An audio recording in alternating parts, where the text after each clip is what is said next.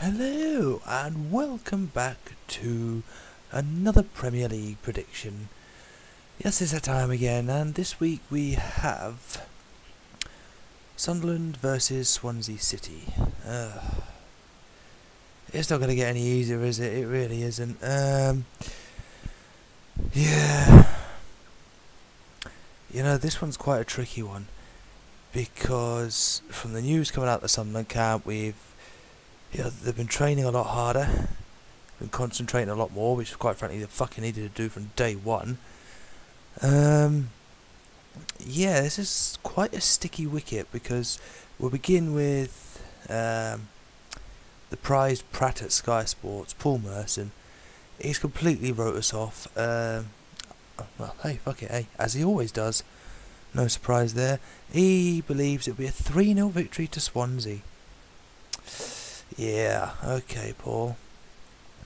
Because quite frankly, it's going to be one of two things, right? We play well, we can steal the win. You know, he turned around and said, yeah, it's impossible for a team to have a turnaround in a week. You don't know that. You know, you're a fucking muppet, you really are.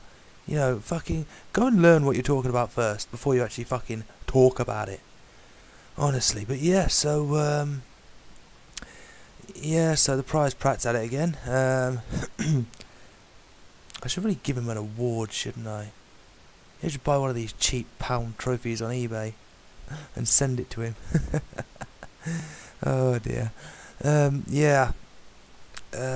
So yeah, it's gonna be one of two things. If we play well, we can steal the win. If we play like we played against Leicester and Norwich, then it won't be 3-0. That's where this guy's an idiot. We'll be looking at the realms of Southampton again, 8-0. You know, like last season. So yeah, it's a very sticky wicket.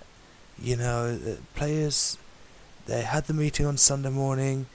There've been a fair amount of choice words said, put it that way. Nothing that you can really repeat, unless I was doing a Fox's Last Nerve video, which I repeat anyway. So yeah, I think they're up for it. You know, if you've got concerns, it's no good going onto a field of play and then, you know, playing like an utter bag of shit. Whereas if you get those concerns out, you can go on there, not a care in the world, and that's what we need. And by the sounds of it, that is what we, touch wood, are hopefully going to get. My teeth look yellow in this light. So I'm going to turn the brightness up on the camera because this light up here is far too dull. So yeah, it's going to be a very interesting one.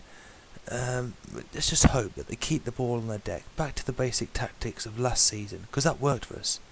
And there's no doubt that it will work for us again this season. You know, it's simple.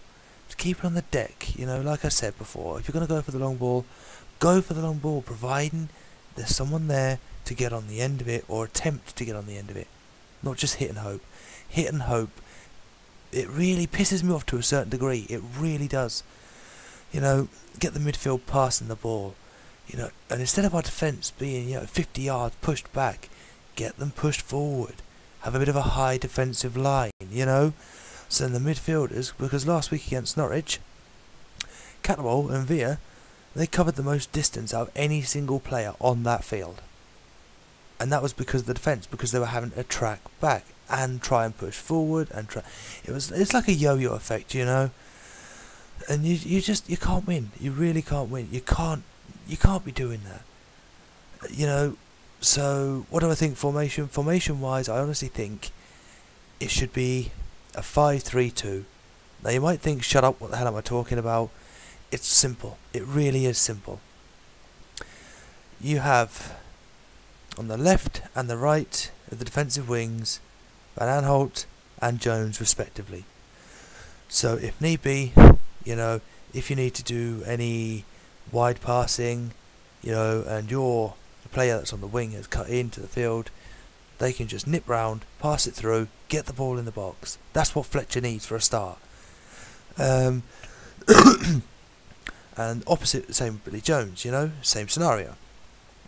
But then at the same point, you're therefore not risking too much, because you'll have three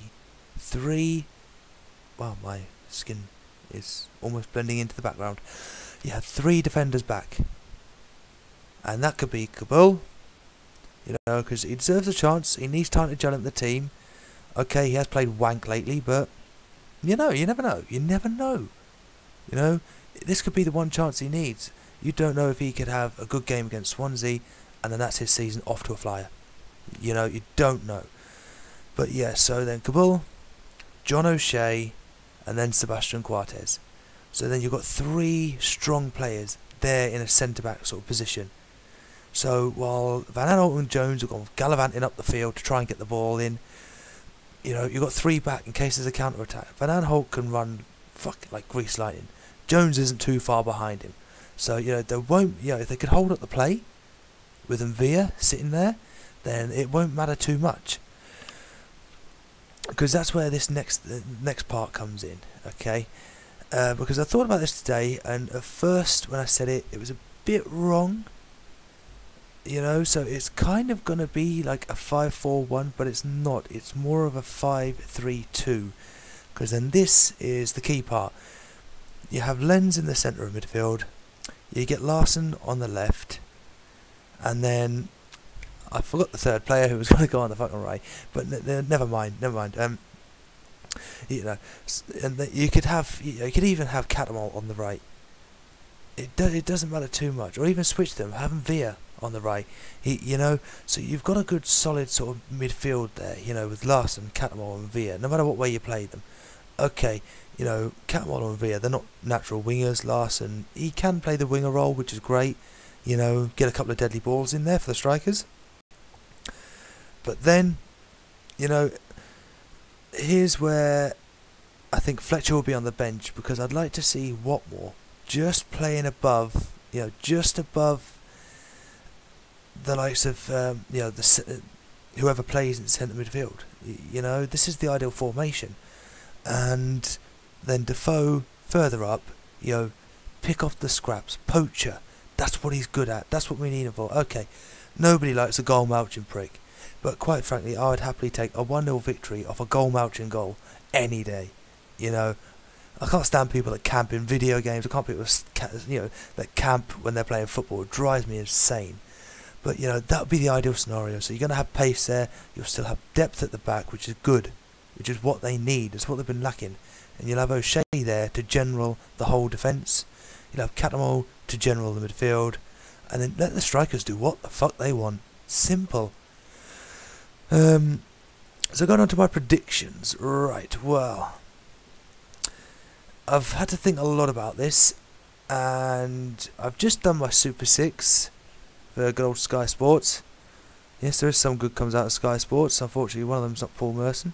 So yeah, so I've just done that, and I've put down a 2-1 home win. But it's not going to be easy, and to be honest, I think it's going to be a scruffy game. I really do think it'll be a scruffy game. So we play as a team. You know, pass the ball, keep it on the deck, long balls if necessary. You know, if it comes to a clearance, fine. But, you know, keep it clean. Track back whenever you have to. You know, literally, as soon as they get the ball, you know, this is Swansea we're talking about. They will punish you. Any day of the week. They will punish you. Simple. There's no if, buts or maybes. You know, it doesn't matter whether they punish you by getting a deadly ball in the box and they just miss. That's a warning. That is one punishment. You know, it doesn't matter if they get the ball, they whip it in, it goes all the way over. Doesn't matter. That's a warning. That's the punishment. You know, so, and obviously if they score a goal, then well, you say no more. So you know, if we lose the ball, you know, if we lose possession of the ball, get back as quick as you can. Win the ball back. Push forward. Take your time. Find the man. Pass it. Easy. If you're going to go for a crossfield pass, you know, for fuck's sake, at least aim for the man. Don't aim in front of him. You know, because that's why Van Aanholt screwed up so much against Norwich. So yeah, that's my prediction. It's going to be interesting to see who Muppet of the match will be, and who the man of the match will be. So we'll stay tuned and we will find out. Other than that, guys, matches tomorrow. Fingers crossed. Touching wood. So yeah, and I will see you for the review. of that match, which I will be able to do on the Saturday evening. Good God have mercy on our souls.